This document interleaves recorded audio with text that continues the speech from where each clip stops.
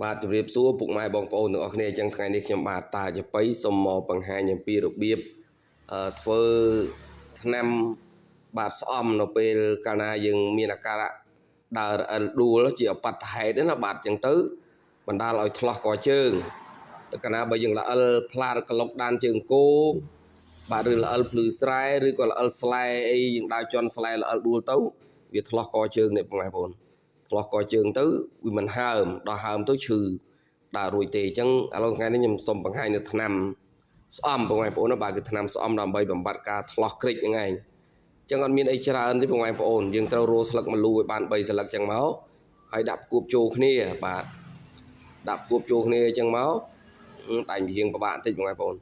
បាទបាន3ស្លឹកចូលគ្នាអញ្ចឹងហើយយើងយកទៅរោលលើភ្លើងបាទកាន់រោលលើភ្លើងហើយភ្លើងសូមជាពុកម៉ែបងប្រើភ្លើងទៀនណាឬក៏ភ្លើងទៀនកមួននេះក៏បានដែរកមួនឃុំក៏បានដែរដាក់ក្នុងត្រឡោកដាក់ក្នុងចានដាក់បច្ឆេះដុតឲ្យយើងយកស្លឹកម្លូទៅរោលលើឲ្យក្តៅបានហើយដូចថាកន្លែងនេះយើងឆ្លោះយើងកជើងយើងអញ្ចឹងណាបាទឆ្លោះអញ្ចឹងយើងយកមកស្អំសកត់លើក្តោបយើងបាទចាប់ក្តោបអញ្ចឹងឲ្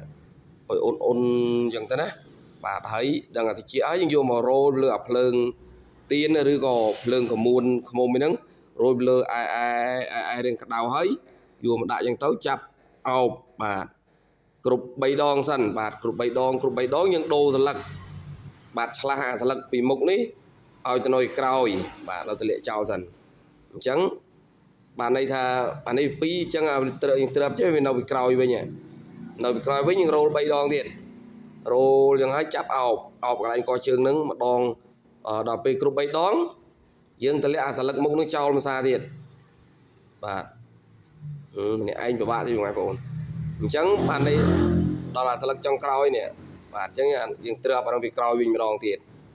អានេះស្លឹកអស់ហើយចុងក្រោយមករោលទៀតបងប្អូនរោលចូលមកក្តៅមកយកមក